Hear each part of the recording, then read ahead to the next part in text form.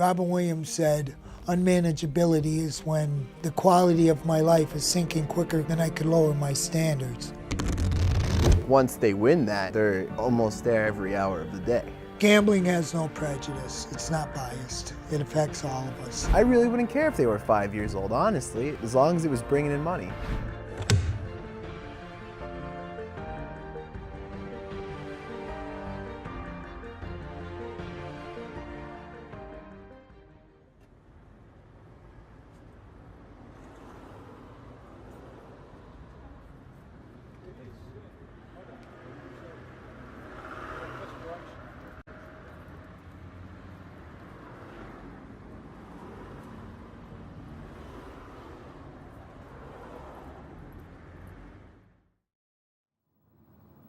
What my qualifications are, I'm a BACC, board accredited clinical consultant, and an NCGC2. I've been afflicted with the gambling disorder myself, and so is my father and a son of mine, so it's very familiar with it. The average gambler presents, he or she comes into treatment for maybe 2 or 3 visits, gets a false sense of security, and goes back out there and attempts to recover with some form of harm reduction. And they represent within 6 months to a year, only to come back to present another 3 or 4 visits, and then they go back out. And usually the third time they come close or they complete treatment with success. What I try to do is have my gamblers, if they're still going to gamble, first of all, discover why they gamble. Is it for social economic gains, big shotism, socialization, self-medication, what the reason is. But one of the things I would have them do if they're continuing to gamble is to walk around the casino and observe. Are people actually having fun, or are they like zombies? People aren't present, they're not conscious, and that's what the casinos promote. I'm not here to denigrate and say gambling is a bad thing, because it's the biggest form of entertainment in this country right now.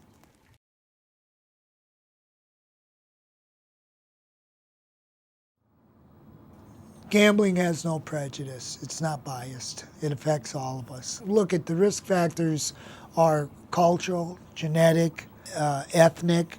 Some societies, some cultures promote gambling, and ours is one of them.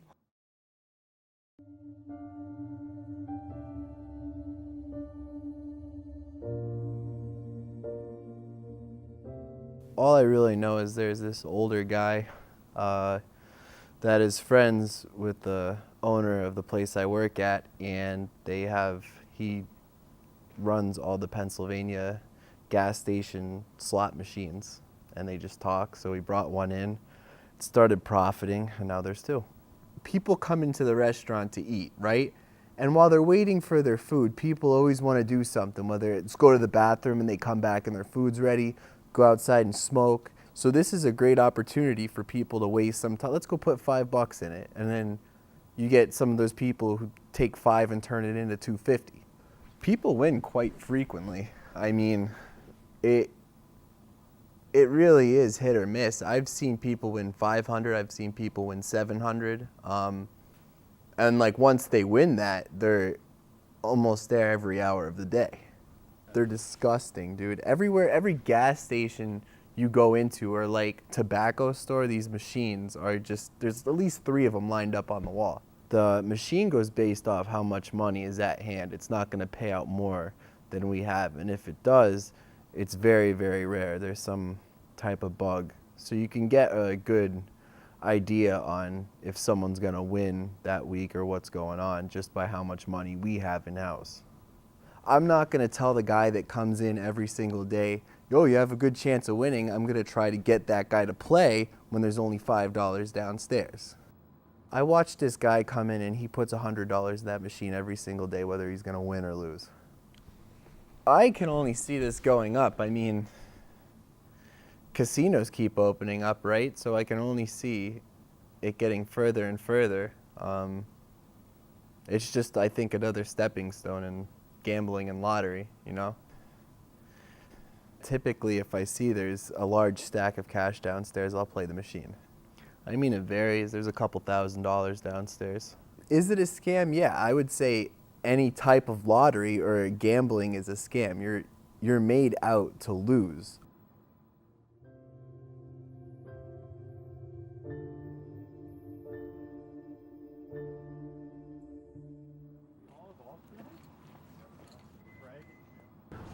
Oh, really? Look.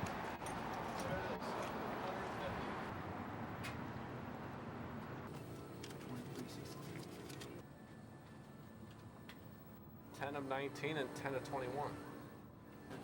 540. Let's get one of each 30, and that'll take us out.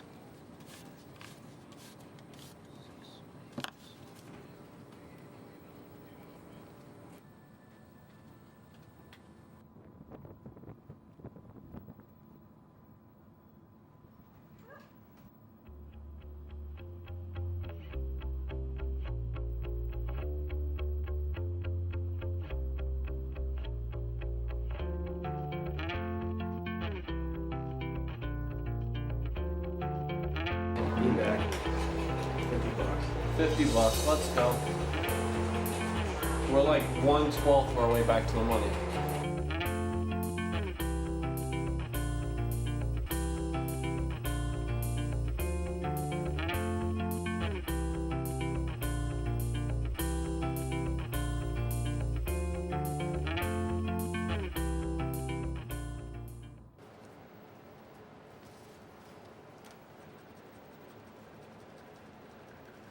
Wait, oh, this one's $50 winner.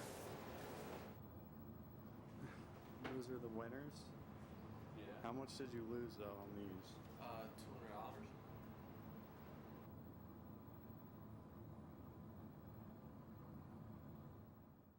$200. Gambling is a progressive disorder. There are many people that'll gamble for 2, 3, 4 years until they're desperate, till they're hopeless, till their funds are drawn up. And then they'll catch their breath. They'll take time off, stabilize themselves and maybe even replenish, and only to repeat it throughout their entire lifetime. So that is a profound number that actually slips through the statistical cracks.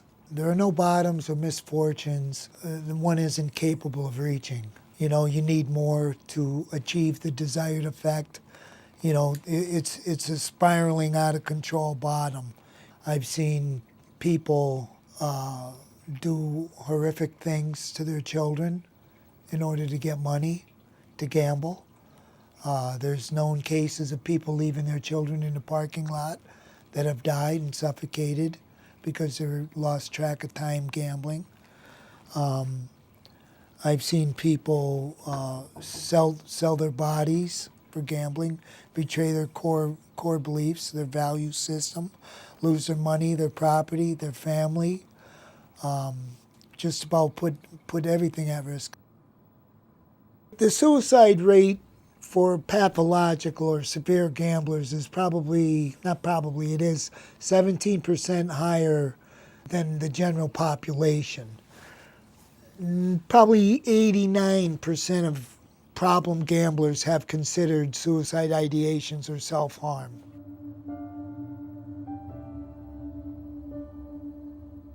So we're looking to provide a less invasive treatment strategy, more holistic. We try to perform outside the confines of modern doctrines. It's not necessarily designed to change the thought as much as to observe it, without prejudice, without bias. The time has long passed for the use of fear, force, and coercion in getting responses from individuals. They have immediate, temporary, positive effects, but fail miserably in the long run. And we want to be more supportive.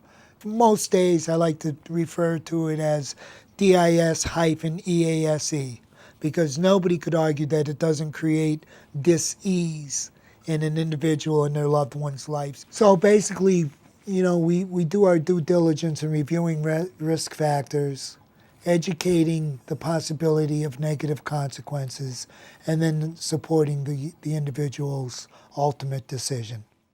Let me say this.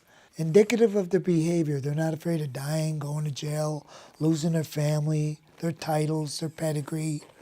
They're more confused about how to live. So until treatment starts embracing how they want to live their life and enhancing their recovery resources beyond 12-step and recovery terminology, we're going to continue to have what we have. You know, recidivism rate is through the roof.